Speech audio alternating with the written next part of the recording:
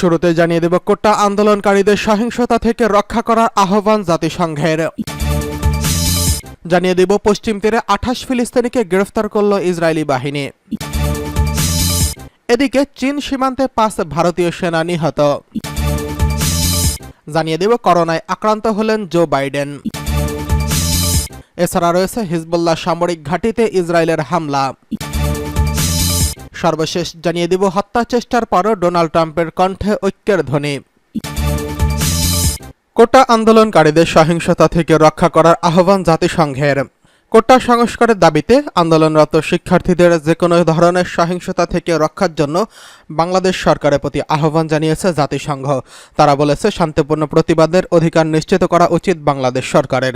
মঙ্গলবার 16 জুলাই নিউ ইয়র্কের নিয়মিত প্রেস ব্রিফিংয়ের সময় এক প্রশ্নের জবাবে জাতিসংঘের মহাসচিবের মুখপাত্র স্টিফেন ডুজারিক বলেন, আমরা বাংলাদেশের পরিস্থিতি সম্পর্কে অবগত এবং বিষয়টি নিবিড়ভাবে এবং উদ্বেগের সঙ্গে পর্যবেক্ষণ করছি। তিনি বলেন, আমি মনে করি বাংলাদেশ সহ বিশ্বের যে কোনো স্থানে মানুষের শান্তিপূর্ণ বিক্ষোভ করার অধিকার রয়েছে। আমরা যে কোনো ধরনের হুমকি বা সহিংসতা থেকে বিক্ষোভকারীদের রক্ষার জন্য বাংলাদেশ সরকারের প্রতি আহ্বান জানাই। শান্তিপূর্ণভাবে প্রতিবাদ করতে পারা একটি মৌলিক অধিকার, সকলেরই উচিত সেই অধিকারকে রক্ষা করা। এদিকে পশ্চিম তীরে 28 ফিলিস্তিনিকে গ্রেফতার করেছে ইসরায়েল। অধিকৃত পশ্চিম তীরের একের পর এক অভিযান চালিয়ে 28 ফিলিস্তিনিকে গ্রেফতার করেছে ইসরায়েলি সামরিক বাহিনী। ফিলিস্তিনের একটি মানবাধিকার গোষ্ঠী এমন তথ্য নিশ্চিত করেছেন। ফিলিস্তিনি প্রিজনার্স সোসাইটি বলেছে, জেনিন, হেরবন, বেথেলহেম, রামাল্লা এবং আল-বিরেহ, নাবলুস ও জেরুজালেমে রাতভর অভিযান চালিয়ে চলেছে। এসব অভিযানে অধিকৃত অঞ্চলগুলোতে ইসরায়েল সহিংস হামলারই অংশ। গ্রেফতার দৈনিক বাংলার হিসেব রাখা গোষ্ঠীটি বলেছে, ইসরায়েলি বাহিনী গুরুতর মারধর চালানোর পাশাপাশি গ্রেফতার ফিলিস্তিনিদের পরিবারকে হুমকিও দিয়েছে। গত বছরের 7 অক্টোবর গাজা যুদ্ধ শুরু হওয়ার পর অধিকৃত পশ্চিম তীরে সহিংসতা বেড়েছে। ফিলিস্তিনি বিভিন্ন গোষ্ঠীর বিরুদ্ধে ঘন ঘন সেনা অভিযান, ফিলিস্তিনি গ্রামগুলোতে ইহুদি বসতি স্থাপনকারীদের তাণ্ডব এবং সড়কে ফিলিস্তিনিদের হামলার মতো ঘটনা ঘটেছে। রামাল্লা থেকে আল জাজিরা সাংবাদিক নূর ওদেহ বলেন, ইসরায়েলি সামরিক বাহিনী নাটকীয়ভাবে তাদের অভিযান বাড়িয়েছে। একদিনে প্রায় 38টি অভিযান পরিচালনা করেছে। গ্রেফতারের সংখ্যা আরও বাড়ছে। বাড়িগুলো উড়িয়ে দেওয়ার ঘটনা গত বছরের তুলনায় 25% পর্যন্ত বেড়েছে। এতে হাজারেরও বেশি ফিলিস্তিনি ঘরছাড়া হচ্ছেন। এদিকে চীন সীমান্তে 5 ভারতীয় সেনা নিহত। ভারতের লাদাখে চীন সীমান্তবর্তী নিউমা চুশল এলাকায় প্রকৃত নিয়ন্ত্রণ রেখার 5 ভারতীয় সেনা নিহত হয়েছেন। রাত 1টার দিকে তাদের বহনকারী T-72 ট্যাঙ্ক নদীতে ডুবে গেলে তারা মারা যান।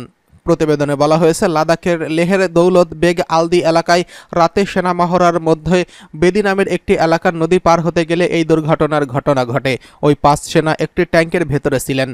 নদীর পানি বেড়ে যাওয়ায় তাদের ট্যাঙ্ক ডুবে যায় বলে জানিয়েছে সংবাদ মাধ্যম এনডিটিভি। নিহত সেনারা প্রশিক্ষণে ছিলেন। এই ঘটনার পর উদ্ধার কার্যক্রম চলছে বলে জানিয়েছে সংশ্লিষ্টরা।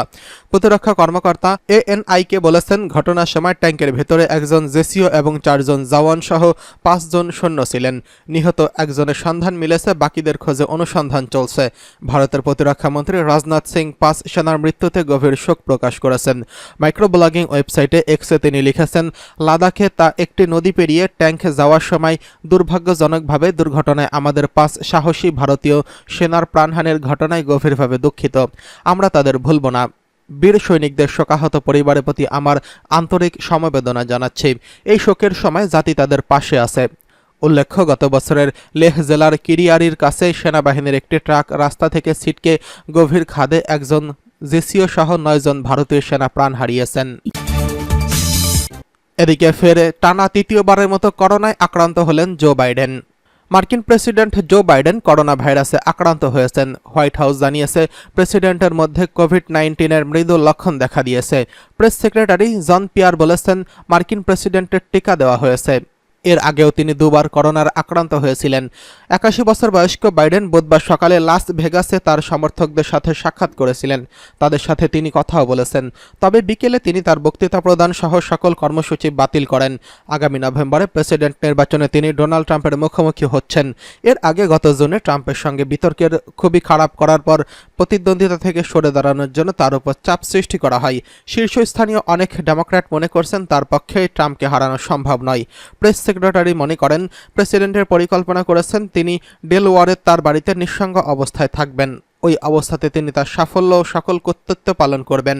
প্রেসিডেন্টের চিকিৎসক কেভিন কনকর বলেছেন, বাইডেনের সর্দি ও কাশি রয়েছে, তাকে প্যাক্সলোভিনের প্রথম ডোজ দেওয়া হয়েছে। এদিকে হিজবুল্লাহ সামরিক ঘাঁটিতে ইসরায়েলের হামলা। লেবাননের প্রতিরোধ গোষ্ঠী হিজবুল্লাহ সামরিক ঘাঁটিতে হামলা চালিয়েছে ইসরায়েলি সামরিক বাহিনী। গত কয়েক ঘন্টায় লেবাননের দক্ষিণাঞ্চলে হিজবুল্লাহর বিভিন্ন লক্ষ্যবস্তুতে দফায় দফায় এই হামলা চালানো হয়। মাইক্রো ব্লগিং ওয়েবসাইট এক্সে পোস্ট করা এক বিবৃতিতে এই দাবি জানিয়েছেন ইহুদিবাদী সেনাদের কর্তৃপক্ষ। ইসরায়েলি বাহিনী জানিয়েছে, লেবাননের জিবকিন এলাকায় হিজবুল্লাহর একটি সামরিক ঘাঁটিতে হামলা চালিয়েছে। এছাড়া খাইয়াম ও হোলা এলাকায় বেশ কিছু স্থাপনা এবং ওডেসা এলাকায় একটি সামরিক ঘাঁটিতে হামলা চালানো হয়েছে। সাম্প্রতিক সময় লেবানন সীমান্তের হিজবুল্লাহর সঙ্গে ইসরায়েলের চরম উত্তেজনা পৌঁছেছে। সম্প্রতি হিজবুল্লাহর বিরুদ্ধে সর্বাত্মক যুদ্ধ ঘোষণা করে লেবাননের হামলা চালানোর অনুমোদন ও বৈধতা দিয়েছে ইসরায়েলের প্রতিরক্ষা বাহিনী আইডিএফ। যদিও দখলদারদের এই ঘোষণার বিরুদ্ধে অবস্থান নিয়েছে তাদের মিত্র দুই দেশ জার্মানি ও যুক্তরাষ্ট্র। এছাড়া ইসরায়েলকে বরাবরের মতো সতর্ক করে আসছে তুরস্ক। এই তিন দেশ ইসরায়েলের পরিকল্পনা নিয়ে গভীর উদ্বেগ প্রকাশ করেছে। বার্লিন, ওয়াশিংটন জানিয়েছে, যুদ্ধক্ষেত্রে আরও বাড়লে ফলাফল কী হতে পারে তা নিয়ে তারা উদ্বিগ্ন। নিজ দেশের নাগরিকদের লেবানন ভ্রমণের সতর্কতা জারি করেছে যুক্তরাষ্ট্র। লেবাননের অবস্থিতি মার্কিন দূতাবাস এক বিজ্ঞপ্তিতে জানিয়েছে, যুক্তরাষ্ট্রের নাগরিকদের লেবাননের দক্ষিণ সিরিয়া সীমান্ত এবং শরণার্থী ক্যাম্পের কাছাকাছি যেতে নিষেধ করা হচ্ছে। এদিকে তুরস্কের আঞ্চলিক শক্তিগুলো লেবাননের পাশে দাঁড়ানোর আহ্বান জানিয়েছেন। অন্যদিকে উদ্বেগ প্রকাশ করেছে জাতিসংঘের মানবাধিকার সংক্রান্ত বিষয়ে জ্যেষ্ঠ কর্মকর্তা মার্টিন গ্রিপস বলেছেন, যুদ্ধের পরিধি আরও তীব্রতা বাড়লে তার ফল মারাত্মক হবে। আমি এটাকে ফ্ল্যাশ পয়েন্ট হিসেবে বিবেচনা করছি। এদিকে হত্যা চেষ্টার পরও ডোনাল্ড ট্রাম্পের কণ্ঠে শোনা যাচ্ছে ঐক্যের ধ্বনি। চলতি সপ্তাহের শেষ দিকে রিপাবলিকান প্রেসিডেন্ট মনোনয়ন চূড়ান্ত প্রস্তুতি নিতে সোমবার মিলওয়ালিতে ছিলেন ডোনাল্ড ট্রাম্প। আগের সপ্তাহে তাকে হত্যার চেষ্টা করা হয়। তিনি বলেছেন, এই ঘটনা গোটা দেশকে একত্রিত করার সুযোগ দিয়েছে। ৭৮ বছর বয়সী ট্রাম্প শনিবার পেনসিলভানিয়া বাটলারের নির্বাচনী প্রচারণায় ছিলেন। অঙ্গরাজ্যটি আসন্ন ৫ নভেম্বরের নির্বাচনে গুরুত্বপূর্ণ ছিল। প্রচারণার মঞ্চে থাকাকালে তার উপর AR-15 রাইফেল দিয়ে গুলি চালান ২০ বছর বয়সী এক তরুণ। গুলিটি তার ডান কান ছুঁয়ে যায়। এতে তার কান ও মুখমণ্ডলে রক্ত লেগে যায়, তবে তিনি গুরুতর আহত হননি। গুলিটি তার ডান কানে ছুঁড়ে যায়। এতে তার কানে এবং মুখে রক্ত লেগে যায়, তবে তিনি গুরুতর আহত হননি। রোববার ওয়াশিংটন এক্সমিনারকে ট্রাম্প বলেন, বাস্তবতা এখন বোঝা যাচ্ছে। ট্রাম্পের নির্বাচনী প্রচারণায় হামলায় একজন নিহত এবং ২ জন আহত হয়েছেন। সিক্রেট সার্ভিসের এজেন্টরা সন্দেহভাজন হামলাকারীকে গুলি করে হত্যা করেছে। রোববার ট্রাম্প ও প্রেসিডেন্ট জো বাইডেন দুজনেই শান্তি ও ঐক্যের ডাক দিয়েছিলেন। ট্রাম্প বলেন, আমেরিকায় এই ধরনের কোনো ধরনের সহিংসতার স্থান নেই। রাজনৈতিক বাকযুদ্ধ উত্তপ্ত পরিস্থিতি তৈরি করেছে। এখন এটি স্থিতিশীল করার সময়। ওভাল অফিস থেকে এক টিভি ভাষণে তিনি এসব কথা বলেন। ট্রাম্পের উপর হামলায় নিন্দা জানিয়ে বিশ্ব নেতারা বলেছেন। যুক্তরাষ্ট্রের প্রধানমন্ত্রী কিয়ার স্টারমার বলেছেন, তিনি এই ঘটনায় মর্মাহত হয়েছেন। ফ্রান্সের প্রেসিডেন্ট ইমানুয়েল ম্যাক্রন বলেছেন, হত্যা চেষ্টাকে গণহত্যার জন্য গণতন্ত্রের জন্য স্ট্র্যাটেজি বলে উল্লেখ করেছেন। ওয়াশিংটন এক্সমিনারকে ট্রাম্প বলেন, একটি পুরো দেশ এমনকি সমগ্র বিশ্বকে একত্রিত করার সুযোগ। একই সাক্ষাৎকারে ট্রাম্প বলেন, দেশকে ঐক্যবদ্ধ করার চেষ্টা করতে চাই। প্রতিবেদনে এমনটি জানিয়েছে নিউ ইয়র্ক পোস্ট। তিনি বলেন, আমি জানি না এটি সম্ভব কিনা। লোকজন অতি বিভাজিত।